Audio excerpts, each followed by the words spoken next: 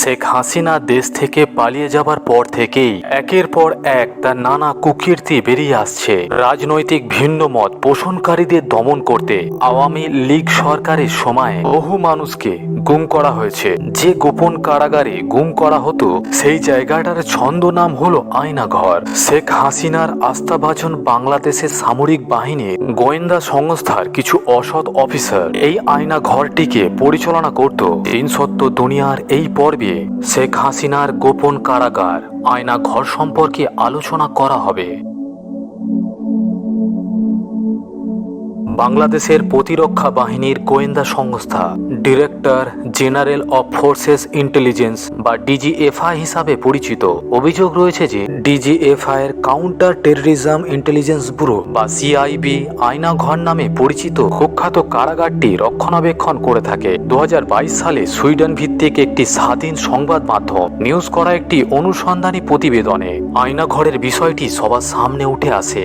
সেখান থেকেই দেশের মানুষ জানতে পারে যে বিভিন্ন সময় বলপূর্বক গুমের শিকার ব্যক্তিদেরকে এই আয়নাঘরে আটক করে নির্যাতন চালানো হতো। আয়নাঘর ঢাকা সেনানিবাসের ভিতরে অবস্থিত বলে ধারণা করা হয়। এই আয়নাঘরে বন্দী থাকা সাবেক এক সেনা সদস্য জানিয়েছেন অতীতে এই জায়গাটি জয়েন্ট ইন্টারোগেশন সেল নামে পরিচিত ছিল। পরবর্তীতে একে সংস্কার বা বর্ধিত করে আয়নাঘর বানানো হয়েছে। গুমের শিকার হওয়া বেশ কয়েকজন সাবেক সেনাবাহিনীর কর্মকর্তা আয়নাঘরের অবস্থান প্রকাশ করেছেন। তারা জানিয়েছেন এই আয়নাঘরটি ডিজিএফআই এর অফিসের ঠিক পিছনেই অবস্থিত। এখানে কমপক্ষে 16টি কক্ষ রয়েছে যেখানে একসাথে 30 জনকে বন্দী করে রাখা যায়। আয়নাঘরের দায়িত্বে থাকা কয়েকজন সামরিক কর্মকর্তা গোপন এই কারাগারের ছবিও প্রকাশ করেছেন। এই সব ছবি দেখলেই বোঝা যায় গোপনে কারাগারে কাউকে বন্দী করা কতটা অমানবিক। এখানে বহু লোককে বিনা বিচারে বছরের পর বছর এমনকি যুগের পর যুগ আটকে রাখা হয়েছে। আয়নাঘরে বন্দী থাকা একজন বলেন এই সব কয়েদখানার দেওয়ালে বহু লোকের নানা রকম আর্তনাদ খোদাই করা লেখা আছে। কত লোককে যে এখানে ধরে নিয়ে যাওয়া হয়েছে তার কোনো রেকর্ড নেই। সবাইকে যেখানে দীর্ঘ সময় বন্দী করে রাখা হয় এমনও নয়, অনেককে ছেড়ে দেওয়া হয়েছে, আবার অনেককে এখান থেকে হত্যাও করা হয়েছে।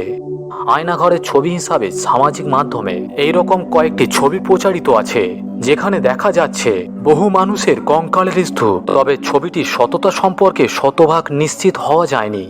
তবে এই আয়নাঘরের বন্দীদের নির্যাতনের কথা শুনে যে কোনো হৃদয়বান ব্যক্তির মনে হবে এমন অমানবিক পরিবেশে দীর্ঘদিন বন্দী করে রাখাচ্ছে কাউকে হত্যা করাও অনেক ভালো। অভিযোগ রয়েছে ডিজিএফআই এর কিছু অসৎ কর্মকর্তা অবৈধ রাজনৈতিক সুবিধা নেবার জন্য এই সব কর্মকাণ্ড করেছে।